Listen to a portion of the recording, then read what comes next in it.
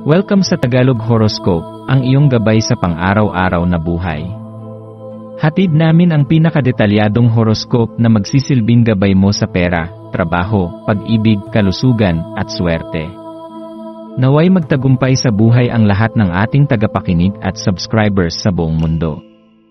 Maraming salamat sa pag-subscribe at tanggapin ang siksik, liglig, at umaapaw na biyayang hatid ng Tagalog Horoscope.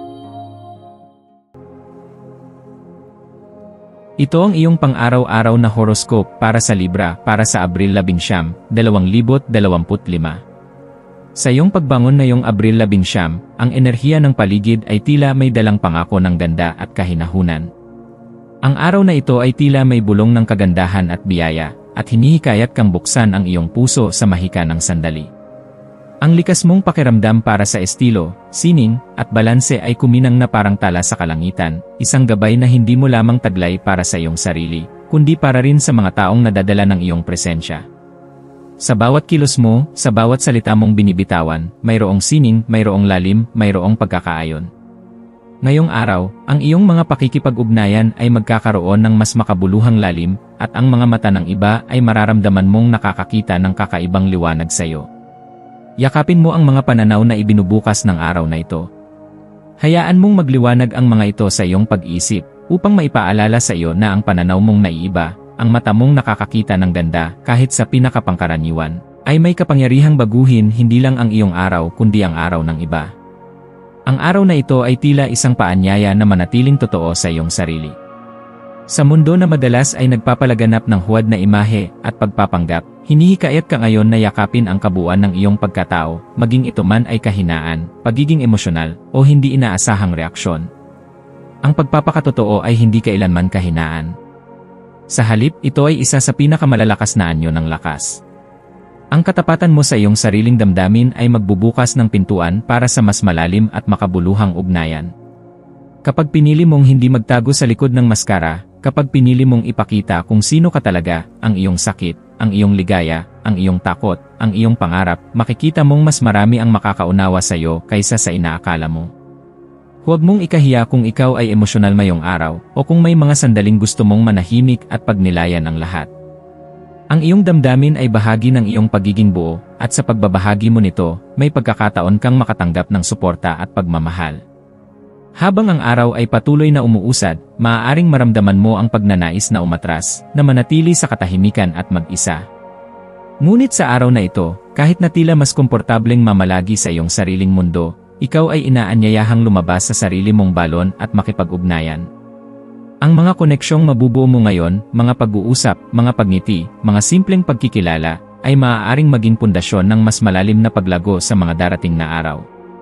Kapag pinili mong humiwalay sa mga tao sa takot na baka hindi ka nila maunawaan, inaalisan mo rin ang sarili mo ng pagkakataong matutong magmahal at mahalin sa kabuuan mo. Kahit na ang bulong ng pag-aalinlangan ay naririyan pa rin, kahit na may bahagi sa iyong natatakot magpakita ng kahinaan, piliin mong magtiwala sa sarili mong kakayahan at kagandahan ng iyong loob.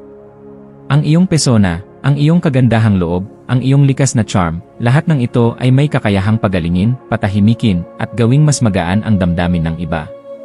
Kaya't gamitin mo ang mga ito ngayon hindi para sa pagpapakitang gilas kundi para sa paglikha ng tunay at tapat na koneksyon. Sa pagpapatuloy ng araw, pag-isipan mo ang lalim ng epekto ng iyong mga pananaw at pakiramdam sa mga desisyong ginagawa mo.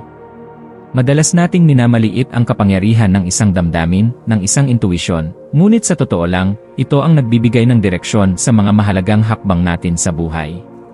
Kapag ikaw ay nagiging tapat sa sarili mong nararamdaman, kapag pinakikinggan mo ang tinig sa iyong puso, ikaw ay mas nagiging matatag at malinaw sa iyong mga desisyon.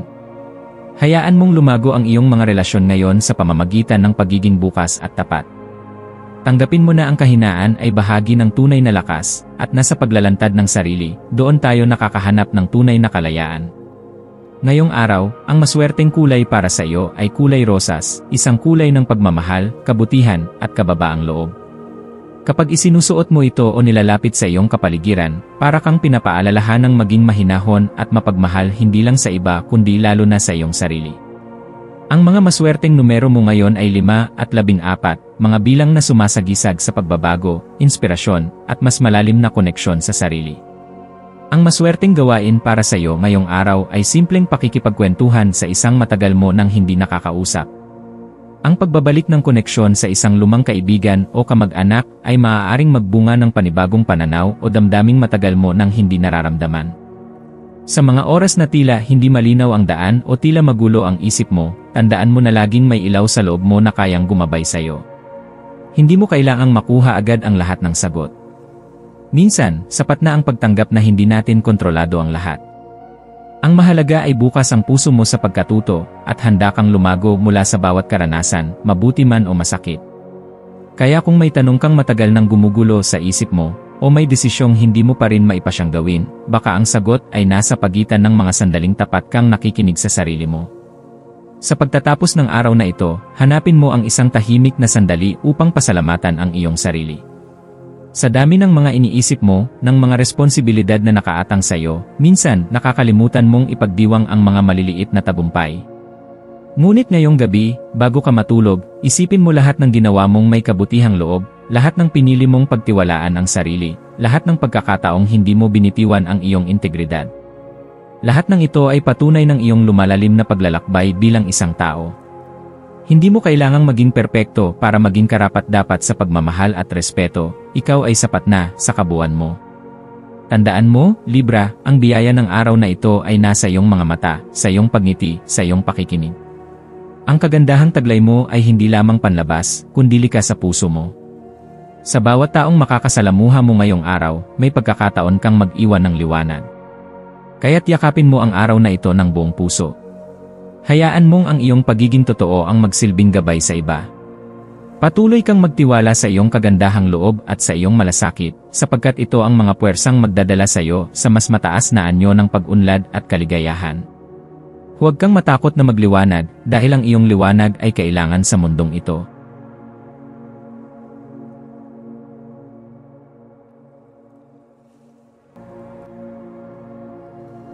Tayo ay magkaroon ng kaunting sandali upang ipagdasal ang lahat ng mga dalangin ng ating mga subscribers, na sana'y matamo nila ang kanilang mga pinapangarap sa buhay, magandang trabaho, mabuting kalusugan, payapa at masayang pamumuhay, at siksik, liglig at umaapaw na biyaya at kayamanan. Ipinagdarasal namin ng mataimtim ang lahat ng mga komento sa nakaraang video, at hinihiling namin, Panginoon, na pagpalain mo ang ating mga subscribers ng masayang buhay sa mundong ibabaw. Maraming salamat po. Maaari kayong mag-subscribe sa aming channel na Daily Prayer, kung saan nag-a-upload kami ng pang-araw-araw na Catholic Gospel readings, reflections, at daily rosary reading para sa lahat ng misteryo ng araw. Tulungan ninyo kaming buuin ang community na ito at mag-subscribe na. Ang link ay nasa description box. Maraming salamat sa panonood ng iyong horoscope ngayon araw. Naway gabayan ka ng mga bituin sa iyong landas. Huwag kalimutang mag-like, share, at subscribe para sa iba pang cosmic na kaalaman. Hanggang sa muli, manatiling konektado sa universo.